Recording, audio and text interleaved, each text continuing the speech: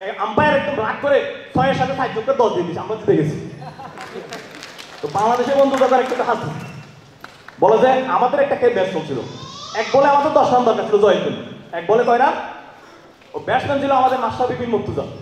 তো জানিস তো আমাদের মাশরাফি মুর্তজা কিরকম ব্যাটসম্যান, বল যখন আসছে এমন জোরে পিটাইছে, বল ফাইটা এক ফাট পুরো মাঠের বাইরে চলে গেছে, আর এক ফাট গড়ায় গড়ায় মাঠের বল বাইরে চলে গেছে।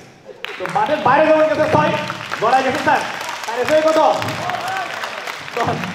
বাংলাদেশের ব্যাটসম্যানের জাস্ট আমি গল্প যেটা বলতে চাচ্ছি, ভাই আপনার জীবনটাকে চেঞ্জ করতে হবে।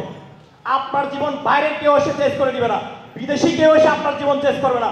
বাংলাদেশের মানুষ, বাংলাদেশ এসেছে আজকে 40 বছরের মধ্যে, এই দেশ অনেকগুলো রক্তের বিনিময়ে এসেছে। এই দেশের মানুষ এই দেশকেই পরিশ্রম করে এই দেশ চেঞ্জ করতে হবে। বাইরের কেউ এসে আমার দেশটাকে পরিবর্তন করবে? ডিজিটাল বাংলাদেশ আমাদের মাননীয় প্রধানমন্ত্রী বলেছেন, বাইরের কেউ এসে করবে? আমাদেরকে করতে হবে। আর আমরা মুক্তিযুদ্ধের উত্তর সরে আমাদেরকে চিন্তা করতে হবে, বাইরের পরাশক্তি এসে কেউ এসে আমাদেরকে চেঞ্জ করতে পারবে না। আমাদেরকে চেঞ্জ করার জন্য আমাদেরকে সিদ্ধান্ত নিতে হবে। এই সিদ্ধান্তের জন্য এই যে মাননীয় হোসেন রয়েলার নেতৃত্বে আমরা এগিয়ে যাচ্ছি সামনের দিকে। বাংলাদেশটাকে আমরা চেঞ্জ করার জন্য সিদ্ধান্ত নিয়েছি, প্রত্যেকটা মানুষকে চেঞ্জ করে দিব। খোদার কসম দিয়ে বলছি, যারা এখানে এসেছেন তারা বিজয়ী হবেন, যারা আসেননি তারাও বিজয়ী হবেন। প্রত্যেকটা মানুষকে বিজয়ী করার জন্য রয়েল রানার নেতৃত্বে, এই কাজী সাদ হোসেন রুবেলের নেতৃত্বে আমরা আপনাদের স্বপ্ন বাস্তবায়নের জন্য কাজ করে যাব। এই প্রত্যাশায় শেষ করছি।